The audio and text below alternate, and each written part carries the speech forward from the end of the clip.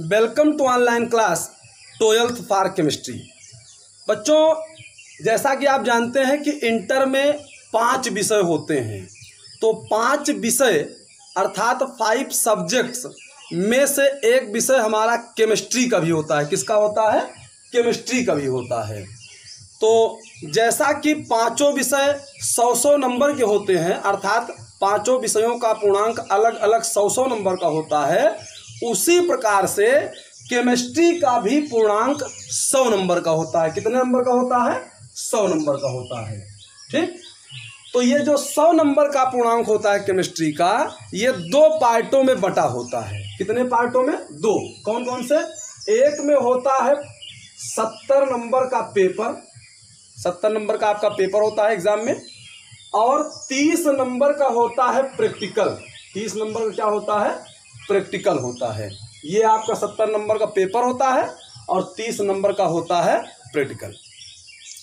तो ये जो 100 में से 70 नंबर आपका, 100 में से ये जो 70 नंबर है पेपर है, ये कुल 16 इकाइयों, कितने?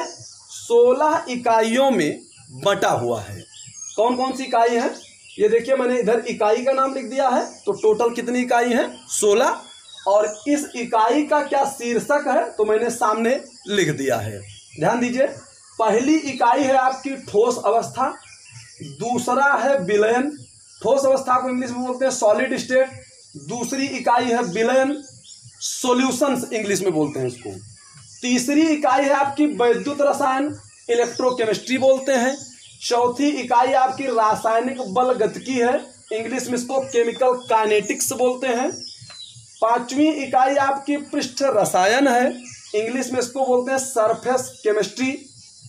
6वीं इकाई है आपकी तत्वों के निष्कर्षण के सामान्य सिद्धांत एवं प्रक्रम, general principles and processes of isolation of elements. उसके बाद 7वीं इकाई आपकी पी ब्लॉक तत्व हैं। पी ब्लॉक तत्व, जैसा कि आपको कक्षा 11 में पढ़ाया गया होगा कि जिन तत्वों के अंतिम इलेक्ट्रॉन पी उपकोष में चले जाते हैं। किसमें? पी उपकोष में। क्योंकि उपकोष कितने होते हैं? 4। उपकोष कितने होते हैं? 4। कौन कौन से? एस, पी, बी और एफ। तो जिन के अंतिम इलेक्ट्रॉन पी उपकोष में चले जाते हैं वे क्या कहलाते हैं? पी ब्लॉक तत्व कहलाते हैं।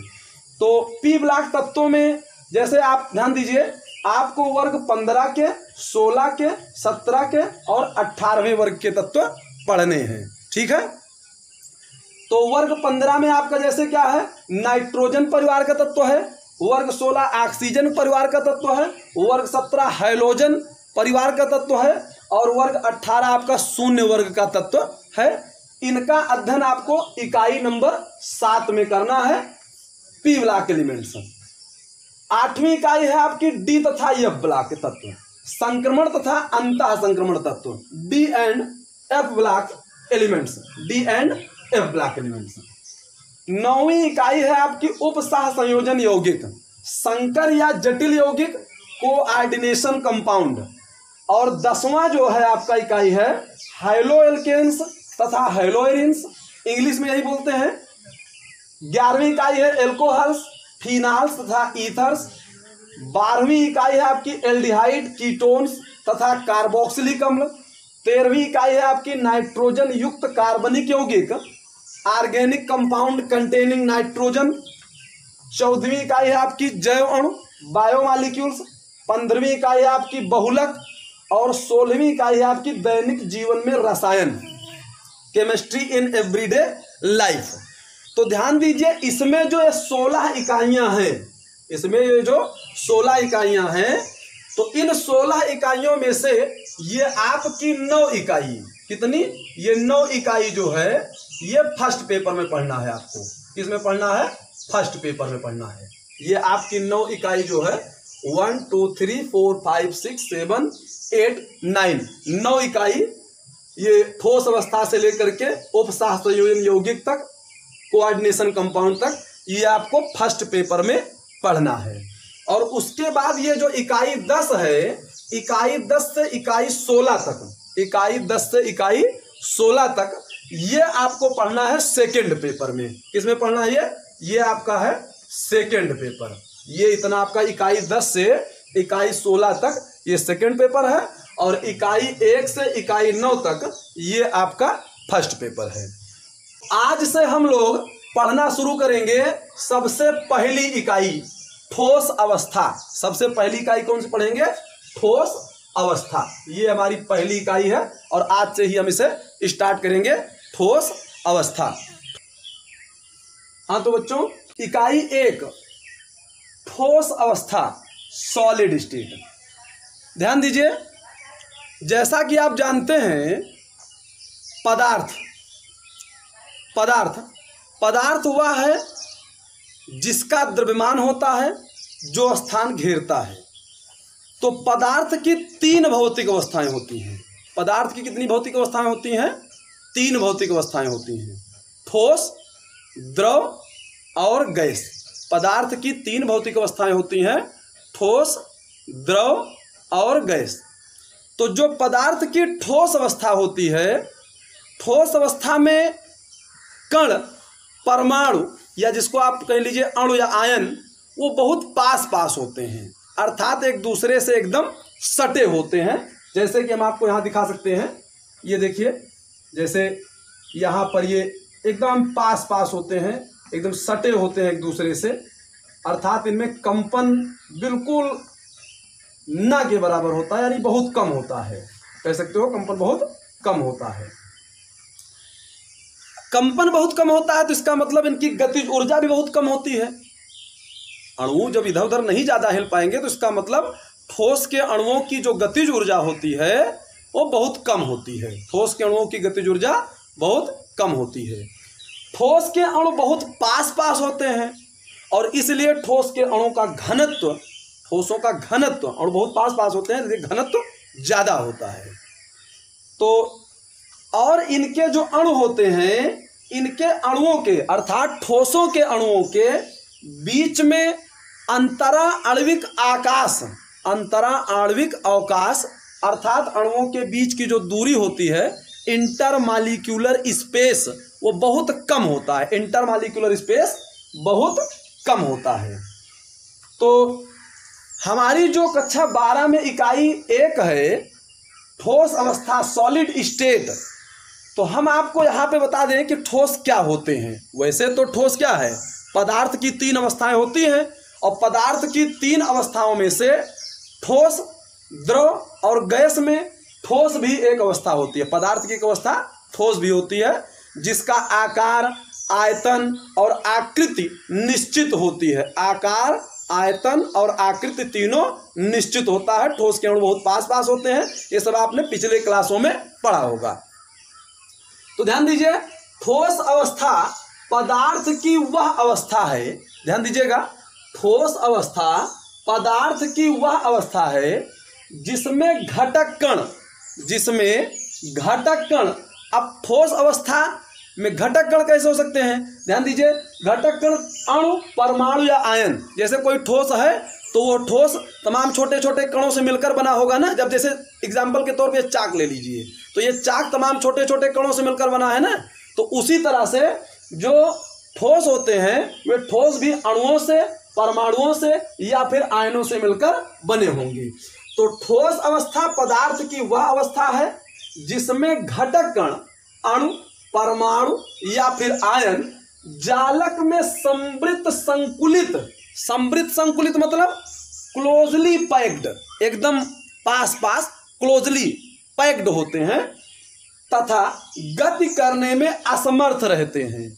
अब जब एकदम क्लोजली पैक्ड रहेंगे तो इधर उधर गति नहीं कर पाएंगे। जैसे आपने देखा होगा दीवार देखा है ना, घर में वाल बोलते हैं इसको, इंग्लिश में वाल बोलते हैं।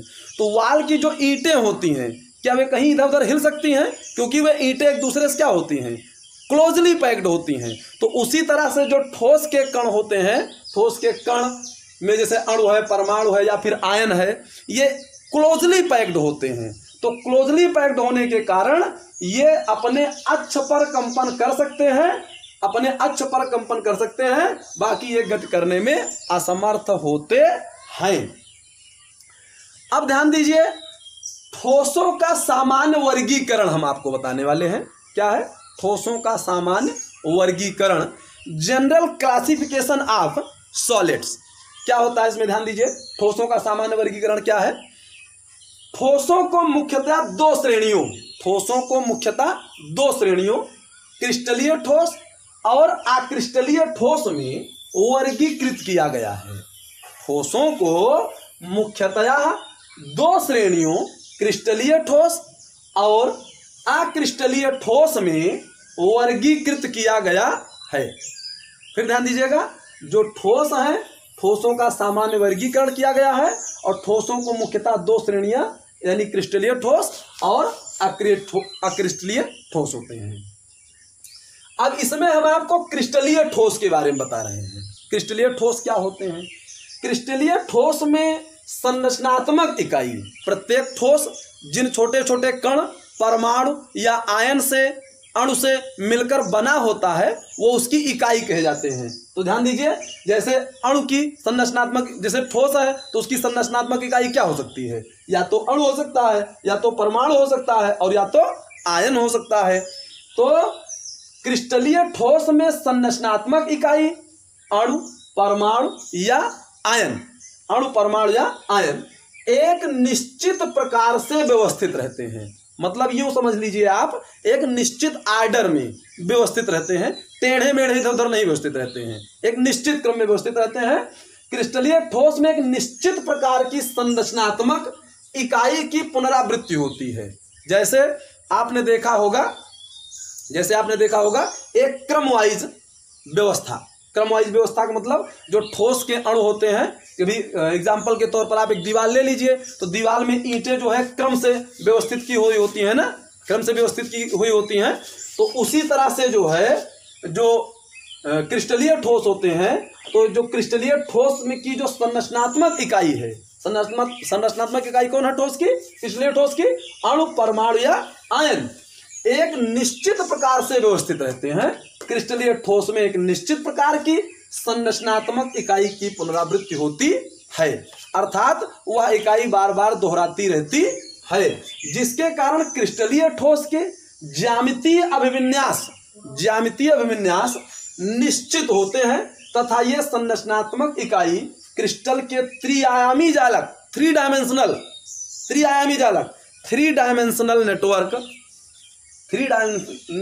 नेटवर्क में फैली रहती है और इसीलिए क्रिस्टलीय ठोस दीर्घ परास व्यवस्था, लॉन्ग रेंज आर्डर वाले ठोस कहे जाते हैं। एग्जाम्पल के तौर पर आप ले सकते हैं NaCl, सुक्रोज, जैसे कि C12H22O11, डायमंड है आपका, क्वार्टज है, सिल्वर आयोडाइड है। तो ये सब आपके हैं क्रिस्टलीय ठोस। किसके एग्जाम्पल है? क्रिस्टलीय ठोस के। और अब दूसरा हमारा एग्जाम्पल है अक्रिस्टलीय ठोस का। किसका? अक्रिस्टलीय ठोस का। क्रिस्टलीय ठोस को इंग्लिश में बोलते हैं क्रिस्टलाइन सॉलिड्स और अक्रिस्टलीय ठोस को बोलते हैं एमॉर्फस सॉलिड्स। तो दूसरा हमारा क्या है? अक्रिस्टलीय ठोस। ध्यान दीजिए, क्रिस्टलीय ठोस में हम आपको थोड़ा सा और बता दें, क्रिस्टलीय ठोस के जो गलनांक होते हैं, क्रिस्टलीय ठोस का गलनांक वो तीक्ष्ण होता है। क्रिस्टलीय ठोस का गलनांक तीक्ष्ण होता है। क्रिस्टलीय ठोसों की संगलन उष्मा निश्चित होती है, यानी हीट ऑफ फ्यूजन, संगलन उष्मा जिसको बोलते हैं, वो निश्चित होती है। ध्यान दीजिए। अब दूसरा हमारा अक्रिस्टलीय ठोस है। अक्रिस्टलीय ठोस क्या है हम आपको बता दे रहे हैं, साथ में आप लिख भी लीजिएगा। अक्रिस्टलीय ठोसों में संरचनात्मक इकाइयां, जैसे कि इसमें भी संरचनात्मक इकाइयां लिखा हूं ना, ये अणु, परमाणु या आयन, तो उसी तरह अक्रिस्टलीय ठोसों में संरचनात्मक इकाइयां एक निश्चित व्यवस्था के अंतर्गत व्यवस्थित नहीं होती हैं। जैसा कि इसमें देखिए हमने आपको क्या बताया था, निश्चित प्रकार से व्यवस्थित रहते हैं। लेकिन अक्रिस्टलीय ठोस में, ये तो क्रिस्टलीय है ना, अक्रिस्टलीय ठोस में हेडिंग डाल दीजिएगा अक्रिस्टलीय ठोस। तो अक्रिस्टलीय ठोस में संरचनात्मक इकाइयां एक निश्चित व्यवस्था के अंतर्गत व्यवस्थित नहीं होती हैं। इस कारण इस प्रकार के ठोसों को ज्यामितीय आकृति निश्चित नहीं होती है, जबकि देखिएगा इसमें ज्यामितीय आकृति निश्चित होती है। अक्रिस्टलीय ठोस में एक निश्चित व्यवस्था भी हो सकती है, लेकिन यह व्यवस्था बहुत अधिक नियमानुसार नहीं हो सकती है। मतलब हो सकती है, संभावना है कि हो सकती है, लेकिन बहुत नियमानुसार, अधिक नियमानुसार नहीं होती है। ध्यान दीजिएगा, अक्रिस्टलीय ठोस में जो अणु हो, परमाणु या आयन होते हैं, उनकी लघु परास व्यवस्था होती है, यानी कि शॉर्ट रेंज ऑर्डर में ये पाए जाते हैं। इनका एग्जाम्पल आप ले सकते हैं, जैसे कांच है, रबर है, मोम है, स्टार्च है, प्लास्टिक है। ये सभी आपके एग्जाम्पल किसके हो गए? अक्रिस्टलीय ठोसों के। अक्रिस्टलीय ठोसों के गलनांक बहुत तीक्ष्ण होते हैं, मतलब तीक्ष्ण नहीं होते, सॉरी, अक्रिस्टलीय ठोसों के गलनांक बहुत तीक्ष्ण नहीं होते हैं। क्रिस्टलीय ठोसों के गलनांक तीक्ष्ण होते हैं, क्रिस्टलीय ठोसों के गलनांक तीक्ष्ण होते हैं, परंतु अक्रिस्टलीय ठोसों के गलनांक बहुत तीक्ष्ण नहीं होते हैं। ध्यान दीजिए, अधिक ताप पर ये कौन? अक्रिस्टलीय ठोस गलित अवस्था में परिवर्तित हो जाते हैं, यानी ज्यादा इनको अगर आप हीट कर दीजिए, गर्म कर दीजिए, तो ये गलित अवस्था में आ जाते हैं, अर्थात ये मेल्ट होने लगते हैं। इस प्रकार के ठोसों को संगलन उष्मा निश्चित नहीं होती है, अर्थात जो अक्रिस्टलीय ठोस होते हैं इनकी संगलन उष्मा निश्चित नहीं होती है, जबकि मैंने आपको बताया कि क्रिस्टलीय ठोसों की संगलन उष्मा निश्चित होती है। क्रिस्टलीय ठोसों की संगलन उष्मा निश्चित होती है, लेकिन अक्रिस्टलीय ठोसों की संगलन उष्मा निश्चित नहीं होती है। अक्रिस्टलीय ठोसों को प्रायः अतिशीतित द्रव, शीतलित द्रव, ध्यान दीजिए,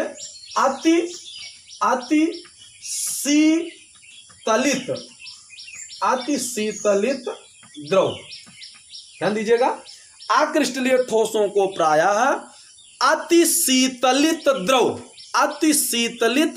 द्रव कहा जाता है। क्यों कहा जाता है? क्योंकि इनमें संरचनात्मक इकाई की व्यवस्था द्रव के समान मिलती है। बात को फिर समझिएगा, पुनः समझिएगा, अक्रिस्टलीय ठोसों को प्रायः अतिशीतलित द्रव कहा जाता है, क्योंकि इनमें संरचनात्मक इकाई की व्यवस्था द्रव के समान मिलती है। कॉपी पे इस बात को नोट भी कर लीजिएगा। विभिन्न अक्रिस्टलीय ठोस जैसे कुछ सीमा तक कांच कुछ सीमा तक द्रव के समान बह सकते हैं। पुराने मकानों की खिड़कियों पर लगे कांच नीचे की ओर मोटे तथा ऊपर की ओर पतले हो जाते हैं। ये आप एग्जाम्पल में लिख सकते हैं। क्या होता है? क्योंकि ये क्या होते हैं? अतिशीतलित द्रव होते हैं। तो पुराने मकानों में क्या होता है, अपने आप देखिएगा, नीचे के जो कांच का पार्ट है, कांच है तो नीचे मोटा हो जाता है और ऊपर पतला हो जाता है, क्योंकि वो धीरे धीरे गल करके मेल्ट होकर के नीचे कांच का पार्ट जो है नीचे इकट्ठा होता रहता है। ध्यान दीजिएगा। तो अच्छा, पृथ्वी गुरुत्वाकर्षण बल भी लगाती है, तो ऊपर से अगर कांच मेल्ट होता है तो नीचे की ओर ही उसका भार बढ़ता चला, मतलब नीचे की ओर ही जाता चला जाता है। अब हम आपको बताते हैं अक्रिस्टलीय ठोसों के गुण। तो आप अक्रिस्टलीय ठोसों के गुण लिख सकते हैं, अगली हेडिंग डाल लीजिएगा कॉपी पे, अक्रिस्टलीय ठोसों के गुण। अक्रिस्टलीय ठोसों के गुण क्रिस्टलीय ठोसों के गुणों से काफी अलग होते हैं। अक्रिस्टलीय ठोसों के गुण क्रिस्टलीय ठोसों के गुणों से काफी अलग होते हैं। पहली बात तो क्या होता है, ध्यान दीजिए, इनमें लघु परास व्यवस्था होती है। हमने अभी आपको बताया था कि क्रिस्टलीय ठोस में दीर्घ परास व्यवस्था होती है। ये देखिए, क्रिस्टलीय ठोस में कैसी व्यवस्था होती है? दीर्घ परास व्यवस्था होती है। और अक्रिस्टलीय ठोस में कैसी व्यवस्था होती है? लघु परास व्यवस्था होती है। तो पहला अक्रिस्टलीय ठोस के गुण में पहला पॉइंट लिख दीजिएगा, अक्रिस्टलीय ठोसों में लघु परास व्यवस्था होती है। अक्रिस्टलीय ठोसों में संरचनात्मक इकाई अर्थात अणु, परमाणु या आयन की लघु परास व्यवस्था होती है। दूसरा पॉइंट लिखिएगा, ज्यामितीय विन्यास। ज्यामितीय विन्यास में क्या होता है? घटक कणों के अनियमित वितरण के कारण। अब ध्यान दीजिए, हमने आपको बताया था कि जो क्रिस्टलीय ठोस होते हैं उनमें, जो क्रिस्टलीय ठोस में जो अणु, परमाणु या आयन होते हैं वे एक निश्चित प्रकार की संरचनात्मक इकाई की पुनरावृत्ति के अनुसार व्यवस्थित होते हैं।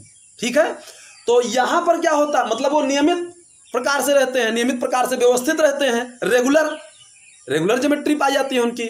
लेकिन यहां क्या होता है कि अक्रिस्टलीय ठोस जो होते हैं, अक्रिस्टलीय ठोस जो होते हैं, इनमें घटक कणों की जो व्यवस्था होती है वो अनियमित होती है। अर्थात इनके जो घटक कण होते हैं वो अनियमित वितरण होते हैं, उनका जो वितरण होता है वो अनियमित वितरण होता है।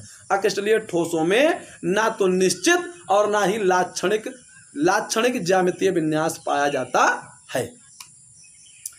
तीसरा गुण क्या है अक्रिस्टलीय ठोसों का? गलनांक। ध्यान दीजिए, अक्रिस्टलीय ठोसों के गलनांक सुनिश्चित नहीं होते हैं।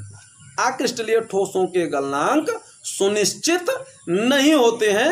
ये प्रायः एक परास में पिघलते हैं। जैसे कांच को गर्म करने पर यह मृदु होता है और उसके पश्चात एक ताप पर पिघलता है। मतलब ये एक निश्चित ताप पर पिघलते नहीं है। जैसा कि क्रिस्टलीय ठोस क्या होते हैं, एक निश्चित ताप पर पिघल जाते हैं, एक निश्चित ताप पर पिघल जाते हैं और उनकी संगलन ऊष्मा जो है निश्चित होती है। इनकी यानी अक्रिस्टलीय ठोसों की संगलन ऊष्मा निश्चित नहीं होती है। तो ध्यान दीजिएगा, गलनांक क्या होता है इनका मैंने आपको बताया कि अक्रिस्टलीय ठोसों के गलनांक सुनिश्चित नहीं होते। एग्जाम्पल भी मैंने आपको दिया कि जैसे कांच पहले गर्म करते हैं तो मृद होता है और उसके बाद फिर यह एक निश्चित परास में पिघलता है। चौथा गुण है इसका ऊष्मा का प्रभाव।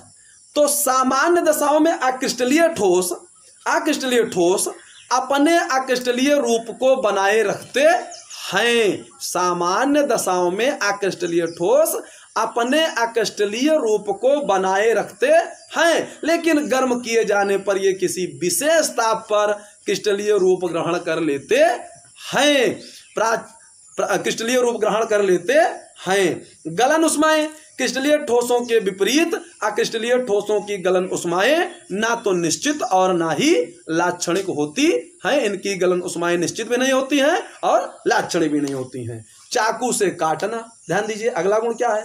अक्रिस्टलीय ठोसों को निश्चित तलों के अनुतटीय नहीं काटा जा सकता है।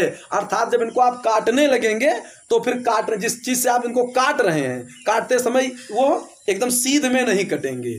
ठीक है, चाकू से काटने पर जैसे इनको आप चाकू से काट रहे हैं तो ये प्रायः अनियमित रूप से कटेंगे। और इनकी प्रकृति क्या होती है, अगला गुण है इनका, अक्रिस्टलीय ठोस वास्तविक ठोस नहीं होते हैं। इन्हें अतिशीतलित द्रव अथवा छद्म ठोस माना जाता है, जैसा कि मैंने अभी आपको पीछे लिख करके बताया है। अब अगला इसी में जो अक्रिस्टलीय ठोस है इनका उपयोग कहाँ कहाँ कर सकते हैं आप ध्यान दीजिए। तो अक्रिस्टलीय ठोसों का जो गुण होता है वो कुछ अद्वितीय होता है। अक्रिस्टलीय ठोसों का गुण अद्वितीय होता है। इन्हें सामान्य जीवन में अनेक रूपों में प्रयोग में लाया जाता है। जैसे ध्यान दीजिए, पहला हम आपको बता दें अकार्बनिक कांच सर्वाधिक प्रयोग किए जाने वाला अक्रिस्टलीय ठोस होता है। इनका उपयोग कहाँ कहाँ करते हैं, भवन निर्माण में करते हैं, घर प्रयोगशाला में करते हैं, प्रयोगशाला में जो उपकरण बनाए जाते हैं उनमें भी इनका प्रयोग किया जाता है। रबर भी एक अत्यंत महत्वपूर्ण अक्रिस्टलीय ठोस है। इसका उपयोग टायरों, जूते के सोल, फोम आदि के निर्माण में किया जाता है। विभिन्न प्रकार की प्लास्टिक का उपयोग अनेक प्रकार की घरेलू वस्तुओं के निर्माण में किया जाता है। अक्रिस्टलीय सिलिका का उपयोग फोटोवोल्टेइक सेलों में सूर्य के प्रकाश को विद्युत में परिवर्तित करने में किया जाता है। तो ये जो आपके थे ये अक्रिस्टलीय ठोसों के एग्जाम्पल थे। तो आज हमने आपको केमिस्ट्री के लेक्चर नंबर 1 में ठोस अवस्था के बारे में बताया। कल हम आपको आगे पढ़ाएंगे। आज के लिए बस इतना ही। आज हमने आपको जो बताया है इसको आप कॉपी पर लिख लीजिएगा। क्रिस्टलीय ठोस को मैंने यहाँ पर लिख दिया है। अक्रिस्टलीय ठोस को मैंने आपको समझाते वक्त क्या लिखना है वो बता दिया है, उसको आप कॉपी पर लिख लीजिएगा। आगे जो मैं कल बताऊंगा उसको मैं आपको लिखा भी दूंगा और साथ में समझा भी दूंगा। आज के लिए बस इतना ही। धन्यवाद।